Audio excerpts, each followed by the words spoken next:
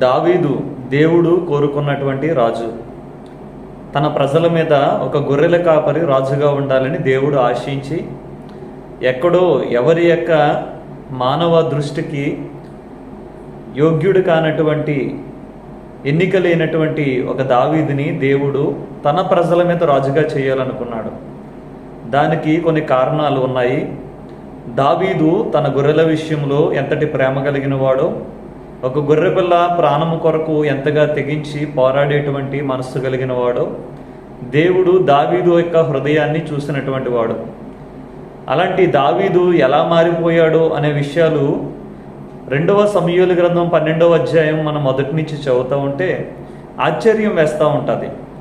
ఒక గొర్రెపిల్ల కొరకు గొల్యాతుతో యుద్ధము చేయడానికి దావీదు చెప్పినటువంటి కారణాలు సౌలుతో చాలా ఆశ్చర్యం అనిపిస్తూ ఉంటుంది. ఎవరికీ తెలియనటువంటి విషయాలు ఏమిటి ఆ సంగతులు అని అంటే, ఇదిగో ఒక ఎలుగుబంటి వచ్చి గొర్రెపిల్లను పట్టుకుని వెళ్ళిపోతుంటే దాన్ని వెంటాడి దాని యొక్క నోట్లో నుంచి నా గొర్రెపిల్లను రక్షించుకుని ఎలుగుబంటిని చంపితిని.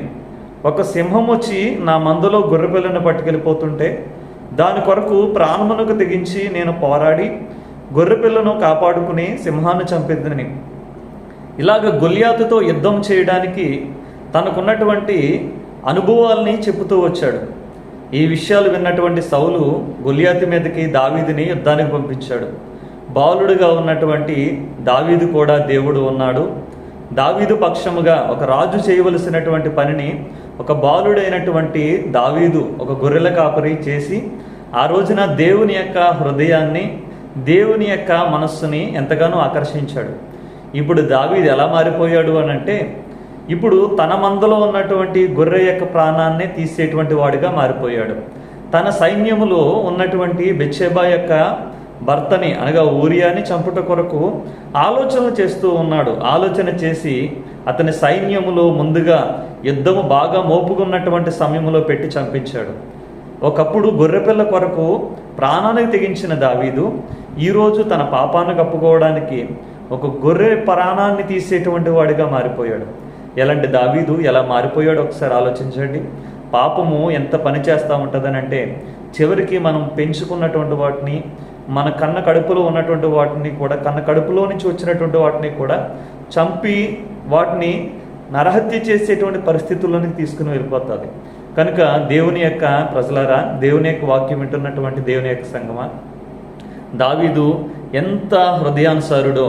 ఒక సౌలు ఈ పని చేశాడంటే దేవుని హృదయం తెలియనివాడు ఈ పని చేశాడు అనుకోవచ్చు.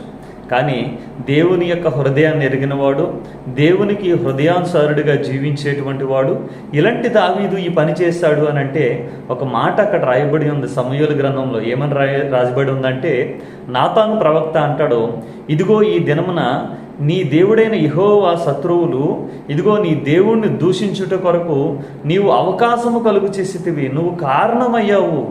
ఆ మాట కొరకు దావీదు యొక్క హృదయం ఎంత విరిగి నలిగిపోయింది అని అంటే, దేవుడు ఏం కోరుకుంటాడు అని అంటే, పాపం చేసిన తర్వాత నేను పాపం చేశాను అయ్యో అని చెప్పేసి దేవునికి భయపడాలని ఆయన కోరుకోవట్లేదు. పాపం చేసిన ప్రతి వ్యక్తి కూడా నేను నా దేవునికి విరోధముగా, పరలోకమునకు విరోధముగా, పరలోక ప్రభుత్వానికి విరోధంగా పాపం చేశానే, నా దేవునికి అవమానం తెచ్చానే, నా దేవునికి తల ఎత్తుకోకుండా చేశానే అని పశ్చాత్తాపంతో విరిగి నలిగిన హృదయంతో దేవుడిని చేరాలని దేవుడు కోరుకుంటున్నాడు. కనుక ఒకవేళ ఎవరైనా రహస్యమందు ఏదైనా పాపం మన జీవితంలో ఉంటే, ఒకవేళ మనము ఆ స్థితిలోనే దావీదు పడిపోయిన స్థితిలో మనం ఉంటే, దేవుడు ఈ దినాన్న మీతోని నాతోని మాట్లాడుతున్నాడు. దావీదు కనుక్కున్నాడు, దేవుని సన్నిధిలో మోకరించి ఉపవాసం చేసి ఏమని తెలుసుకున్నాడు అనంటే, దేవుడు విరిగి నలిగిన హృదయాన్ని అలక్ష్యము చేయుడు. ఏది దేవుడు లక్ష్యం చేస్తాడో, దేవుడు ఏది లక్ష్యము చేయుడు అనే విషయాన్ని దావీదు మోకరించి ప్రార్థన చేసినప్పుడు, కన్నీటి ప్రార్థన చేసినప్పుడు దావీదు కనుగొన్నాడు, దావీదు తెలుసుకున్నాడు. అందుకొరకే దావీదు దేవుని హృదయానుసారుడయ్యాడు. మనమును కూడా దేవుని సన్నిధిలో అలాంటి అనుభవం కలిగి అలాంటి యొక్క మార్గంలో నడుద్దాము. అలాంటి విరిగి నలిగిన హృదయంలో దేవుని సన్నిధిలో ప్రార్థిద్దాము. నిశ్చయముగా దావీదుకి దేవుడు చూపిన శాశ్వత కృపను మనకును మన కుటుంబాలకు దేవుడు సదాకాలము చూపించును గాక.